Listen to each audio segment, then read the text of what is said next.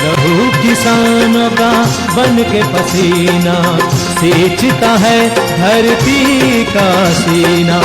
मेहनत का तेरी हक दिलवाने, नई तकनीक नई खोज बताने। पशुधन को गुणवान बनाना, पौध सुरक्षा को सिखलाना, खेती के सब गुर समझाने, भारत का सरताज बनाने। आठों पहर है संग तुम्हारे अन्नदाता, अन्नदाता। नमस्कार, मैं हूं आपके साथ ऋतु ज्ञानवानी। आप सभी दर्शकों का अन्नदाता कार्यक्रम में स्वागत करती हूं। हमारे देश का किसान जन का पोषक है, वो श्रम का देवता है, अन्नदाता है, उसमें ही भारत की आत्मा निवास करती है। ऐसे ही किसानों की प्रगति के लिए हम खेतीबाड़ी से जुड़ी हुई बहुत सी नई लाभकारी जानकारियां हर रोज सुबह लेकर आते हैं। तो चलिए कार्यक्रम शुरू करने से पहले देखते हैं क्या है आज के अन्नदाता कार्यक्रम में। किसान गुलाब की खेती से कमाएं अधिक लाभ।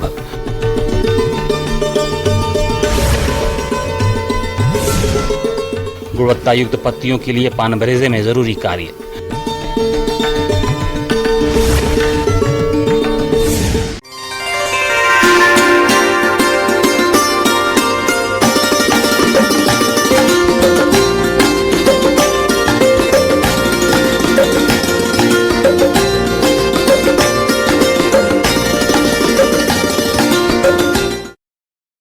फूलों की बढ़ती बाजार मांग को देखते हुए प्रदेश में बहुत से किसान फूलों की खेती कर रहे हैं, लेकिन आप गुलाब के फूलों की अधिक पैदावार तभी ले सकते हैं जब इस मौसम में खरपतवार नियंत्रण, उर्वरक और जल प्रबंधन करते हुए कीट रोगों का नियंत्रण सही समय पर करेंगे। तो आप किस तरह से करें इन सभी कार्यों को, इसकी जानकारी दे रहे हैं एक विषय विशेषज्ञ महेंद्र जड़िया।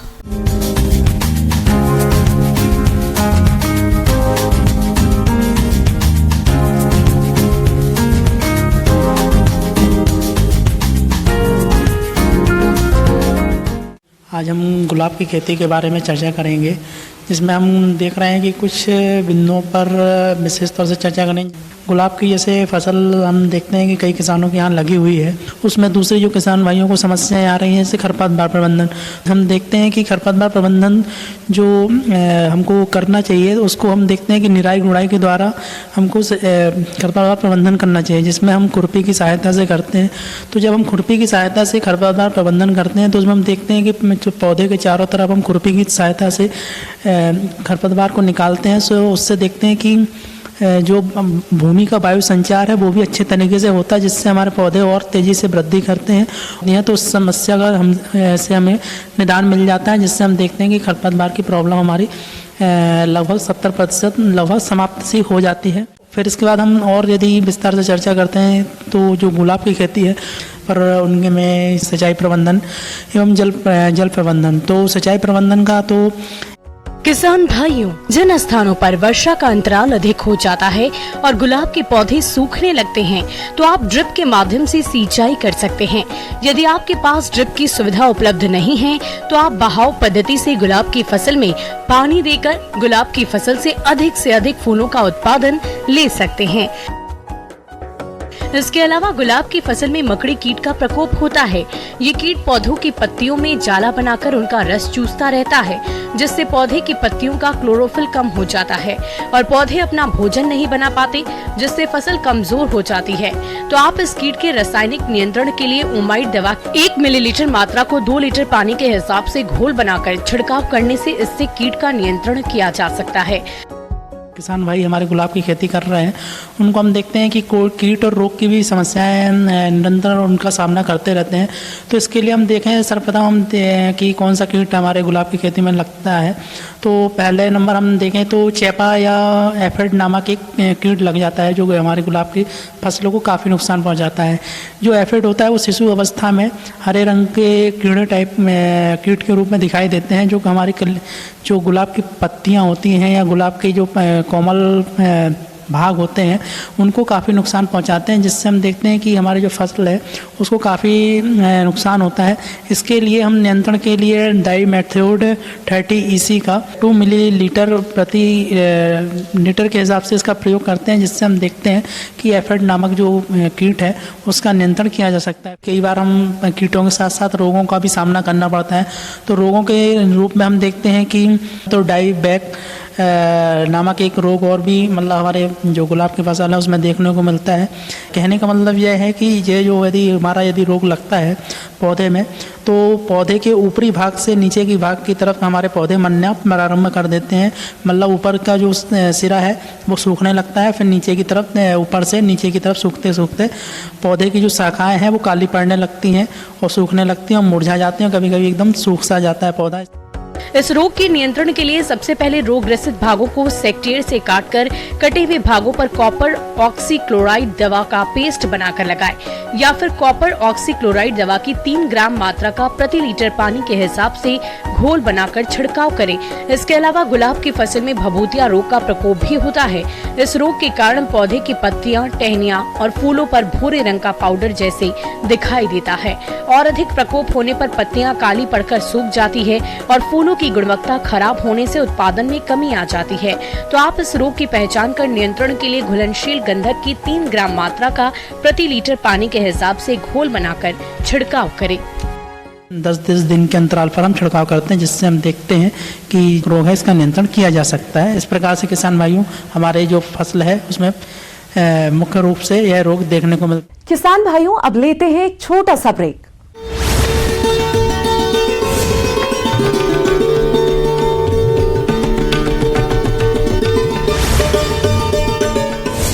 मनाने गए थे कैलाश विजयवर्गीय, बयान का वीडियो सोशल मीडिया पर वायरल। डिप्टी कलेक्टर निशा बांगरे को नहीं मिली राहत, अगले हफ्ते होगी मामले की सुनवाई। हाईकोर्ट ने राज्य सरकार को निशा बांगरे के इस्तीफे और चार्जशीट पर निर्णय लेने का दिया निर्देश। दिल्ली में कांग्रेस की बैठक पर बीजेपी का जवाबी हमला, कहा हार के डर से कांग्रेस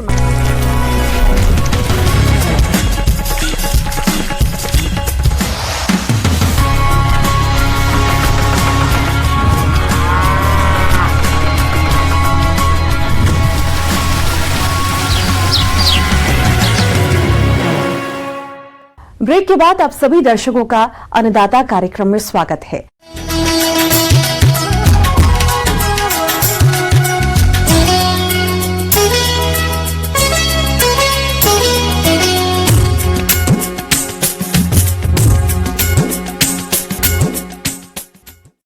व्यावसायिक फसलों में पान की खेती प्रदेश में ग्वालियर, जबलपुर, मंदसौर, नीमच आदि जिलों में की जाती है और हमारे जिन किसान भाइयों ने नया पान ब्रेजा लगाया है उनमें बेलों की बढ़वार का समय चल रहा है, लेकिन इससे गुणवत्ता युक्त अधिक पत्तियों की प्राप्ति के लिए पान ब्रेजों में कुछ आवश्यक कार्यों को किया जाना जरूरी होता है। तो वो कौन कौन से हैं जरूरी कार्य, इसकी जानकारी दे रही हैं डॉक्टर सुषमा नेमा।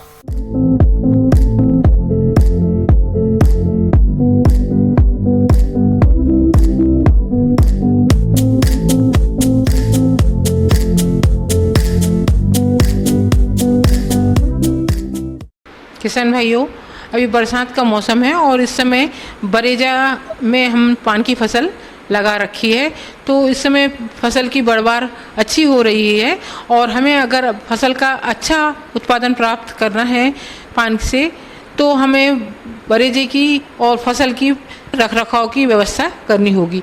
इसके लिए सबसे पहले हम अगर बरेजा हमारा कहीं से टूट रहा है, उसकी बल्लियां और कमची है बांस की सड़ गई है, तो हम उसको बदल के उसको सही तरीके से व्यवस्थित कर दें।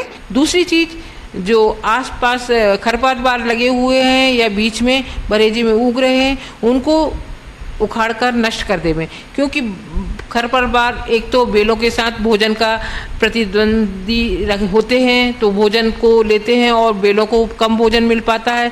दूसरी चीज़, रोग और कीटों को भी आश्रय देते हैं जो कि बाद में पान की फसल पर आक्रमण करते हैं। तो अगर हम खरपतवारों को निकाल कर फेंक देंगे तो उसके साथ कीट और जो उस पर रोग पल रहे हैं वो भी खेत से बाहर, बरेजे से बाहर हो जाएंगे। तो इस चीज़ का विशेष ध्यान देवें।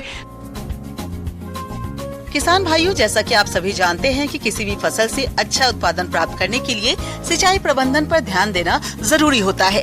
तो यदि आपके क्षेत्र में अधिक दिनों से वर्षा नहीं हुई है तो आप पान बरेजे में समय समय पर सिंचाई अवश्य करते रहें, जिससे पान की बेल और पत्तियों का उचित विकास हो सके। इसके अलावा अधिक वर्षा वाले क्षेत्रों में जल निकास और पोषक तत्व प्रबंधन करें। इसके अतिरिक्त पानी का निकास की भी प्रॉपर व्यवस्था रखें, क्योंकि उचित व्यवस्था रखना जरूरी है। अगर हम पानी कहीं भरा रह जाता है और जो रोगाणु है वो तेजी से फैलते हैं, तो अगर कहीं पानी भरा है तो उसकी हम नाली बाजू से नाली बनाकर वो पानी को निकाल दें। दूसरी बात, हम उसमें बरेजे में कुछ इसके पोषक तत्व अगर कम है तो पोषक तत्वों को दें।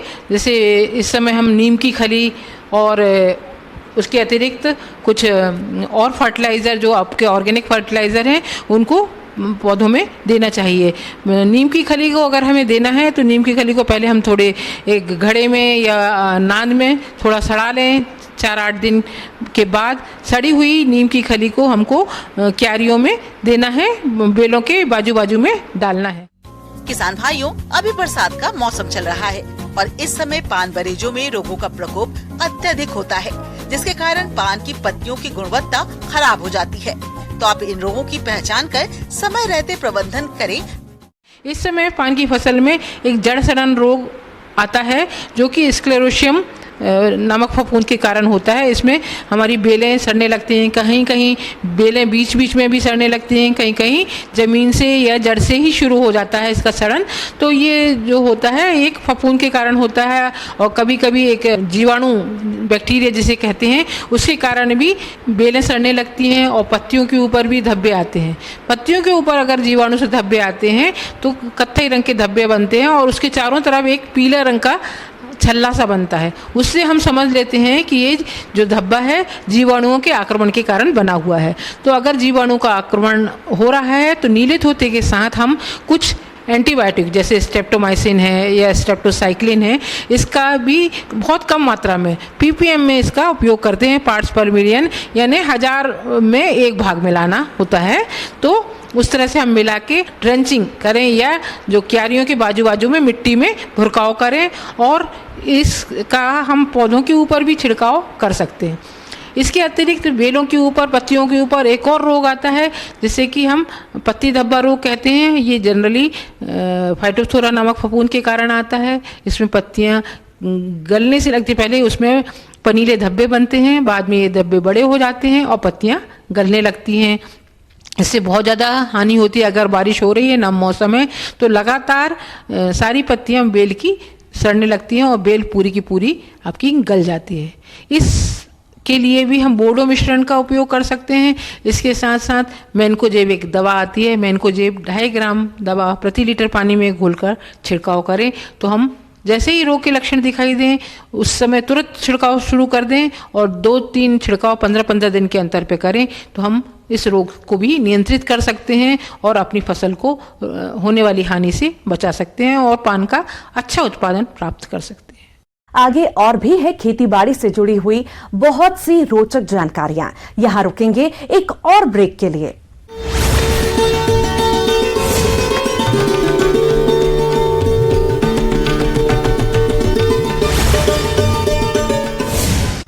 सीटों का ऐलान होते ही मचेगी भगदड़। अंबिकापुर में एयर बैलून सिलेंडर फटने से 37 बच्चे घायल। लंच ब्रेक के दौरान बाहर खेल रहे थे छात्र। घायल छात्रों को इलाज के लिए भर्ती कराया गया अस्पताल। कोंडा गांव में घूमर नदी में डूबने से छात्र की मौत। दोस्तों के साथ घूमने गया था छात्र, नहाते समय तेज बहाव में बह गया।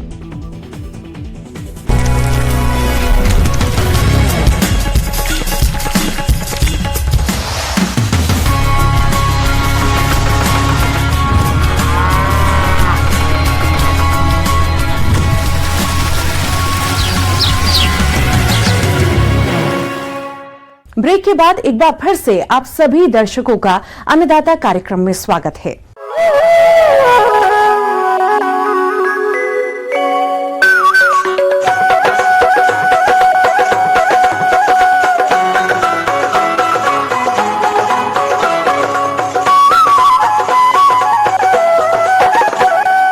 बटेर पक्षी का पालन अब बहुत से किसान भाई करने लगे हैं। इसका पालन अंडा और मांस उत्पादन के लिए किया जाता है। इस पक्षी के पालन में मुर्गी पालन की तुलना में रोग कम लगते हैं और इनके खान पान पर खर्चा भी कम आता है। तो आइए बटेर पक्षी पालन के बारे में विस्तार से जानते हैं डॉक्टर सुशील प्रसाद से।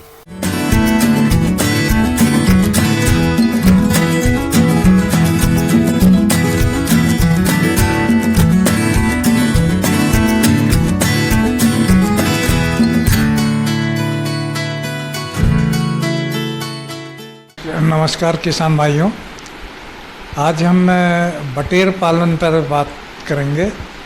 बटेर जैसा कि आपने नाम सुना ही होगा, ये आपके लिए नया नाम नहीं है। तो बटेर पालन एक ऐसा है कि आप इसका एक व्यवसाय कर सकते हैं। बटेर एक छोटा पक्षी है, मुर्गियों से कम समय में तैयार होता है और जो भी हमारे मुर्गी पालक हैं तो वो जिस प्रकार से मुर्गियों का रख रखाव करते हैं उससे बहुत ही मिलता जुलता आप बटेर पालन कर सकते हैं। दूसरी बात, इससे लाभ यह है कि इसमें बीमारियों का प्रकोप कम है। आप देखें मुर्गियों में आजकल हर वर्ष किसी तरह के, कभी बर्ड फ्लू तो कभी कोई इस तरह की बीमारी आ जाती है जिससे इसके मार्केट पर प्रभाव पड़ता है, बाज़ार व्यवस्था पर प्रभाव पड़ता है। और तो हमें इससे बचाने के लिए अगर किसी दूसरे पक्षी का चयन करने की आवश्यकता होगी तो बटेर पालन एक अच्छा व्यवसाय के रूप में अपना सकते हैं। पूरी दुनिया में बटेर की लगभग 18 नस्लें उपलब्ध हैं। उनमें से अधिकांशतः भारत की जलवायु में पाली जा सकती हैं। इन नस्लों में से कुछ नस्लें बड़े स्तर पर मांस और अंडा उत्पादन के लिए प्रसिद्ध हैं। किसान अपनी सुविधा के अनुसार किसी भी नस्ल का चयन कर सकते हैं। बुल व्हाइट यह मांस उत्पादन के लिए अच्छी नस्ल मानी जाती है। यह अमेरिकी नस्ल की बटेर है। व्हाइट बेस्टेड यह भारतीय प्रजाति का ब्रायलर बटेर है जो मांस उत्पादन के लिए उपयुक्त है। अधिक अंडे देने वाली नस्लों में British range, English white, Manchurian golden फिरौन और टक्सेडो है।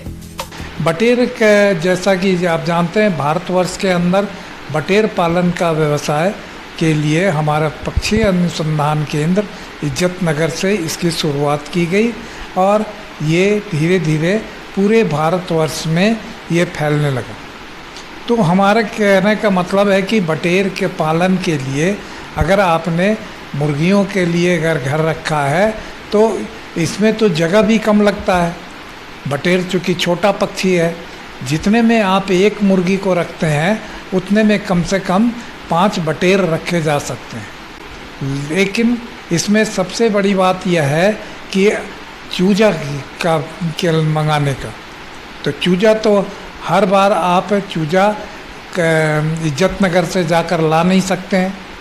तो वैसी स्थिति में आप इसका पेरेंट का स्टॉक का अंडा आप वहाँ से ले आए और अपने यहाँ एक छोटा हैचरी, आजकल तो अगर आप कम तादाद में रखना चाहते हैं तो उसके लिए छोटा हैचरी जो है वो रखिए, और अगर बड़े तादाद में करना चाहते हैं तो इसके बड़े हैचरी भी उपलब्ध हैं।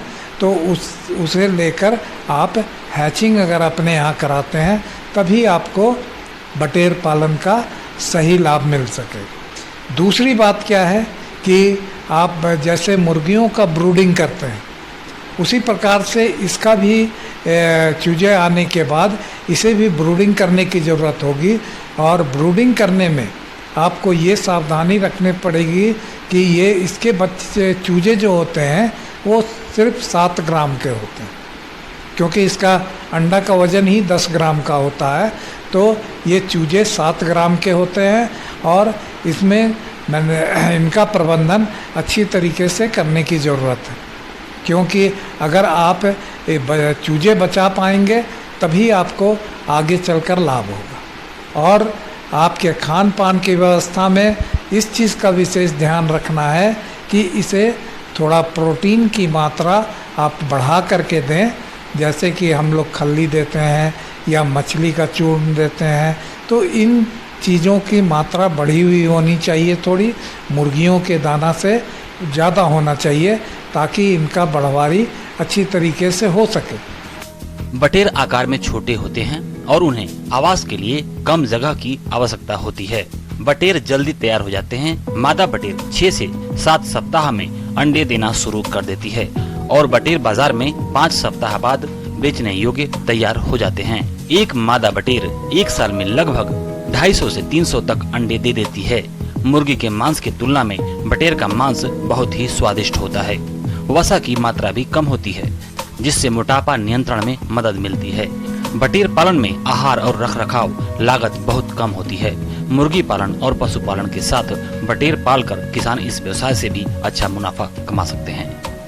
तो इस प्रकार से अगर आप प्रबंधन करेंगे तो इसमें दवा में भी बहुत कम खर्च है। आप जो जनरल दवा देते हैं जैसे कि विटामिन हुआ या फिर पानी साफ करने की दवा देते हैं, ये अवश्य दीजिए, लेकिन अलग से आपको दवा देने की ज़रूरत नहीं होगी। और इसके बाज़ार में भी आपको बाज़ार में प्रबंधन में भी आपको किसी प्रकार की कोई दिक्कत नहीं है। तो मैं समझता हूँ कि आप बटेर पालन से जुड़ करके आप मुर्गियों से भी ज़्यादा अच्छे तरह से लाभ ले सकते हैं।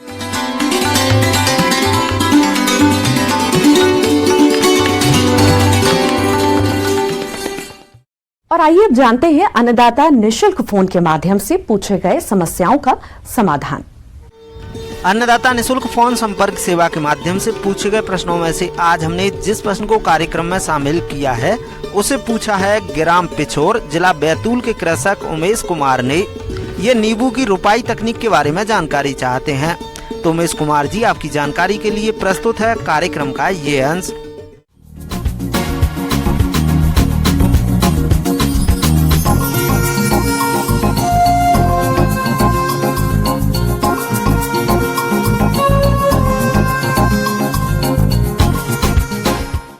किसान भाइयों, जैसा कि आप समाचार पत्रों के माध्यम से, टीवी के माध्यम से, रेडियो के माध्यम से या मोबाइल के माध्यम से आपको विदित हो रहा होगा कि पूरे देश में कहीं बाढ़, कहीं सूखा, कहीं अति बारिश एवं इसी प्रकार की अन्य पाला पड़ना, सूखा पड़ना, आंधी चलना, तूफान चलना, इस प्रकार की तमाम समस्या किसान भाइयों के लिए आती रहती हैं।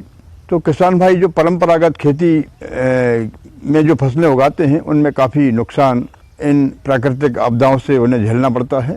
तो किसान भाइयों, मेरा ये सुझाव है कि आप नींबू का बगीचा लगाकर भी एक अच्छी आमदनी प्राप्त कर सकते हैं। तो जो किसान भाई नींबू का बगीचा लगाने के इच्छुक हैं उन्हें मैं कुछ महत्वपूर्ण बातें बताना चाहूँगा जिन्हें आप अपनाकर नवीन नींबू का बगीचा लगाकर अच्छी आमदनी प्राप्त कर सकते हैं। तो वैरायटी का जहाँ तक प्रश्न है, 12मासी नींबू, कागजी नींबू, प्रमालिनी, शरबती, साई शरबती इत्यादि अधिक उत्पादन देने वाली नींबू की किस्में हैं। फलदार पौधों के वृक्ष काफी लंबे समय बाद फल देते हैं। ऐसे में अच्छी किस्मों के पौध ही लगाना चाहिए। पौधों की खरीदी करते समय ध्यान रखें कि पौधा स्वस्थ हो। पौधों को हमेशा विश्वसनीय संस्थान या नर्सरी से ही खरीदें। की बागवानी कम उपजाऊ और लवणीय परिस्थितियों में भी बहुत कम देखभाल द्वारा आसानी से की जा सकती है, लेकिन इसकी खेती के लिए सबसे अच्छी दोमट मिट्टी होती है जिसका पीएच मान 5 से 7 के मध्य होता है। खेत को समतल करें और रेखांकन कर पौधों की गड्ढे की खुदाई ग्रीष्म काल में ही आप कर लें। 2 फीट गहरा गड्ढा, 2 फीट चौड़ा और 2 फीट लंबा। गड्ढा खोदने के पश्चात तकरीबन 15 दिन की इसमें धूप लगने दें।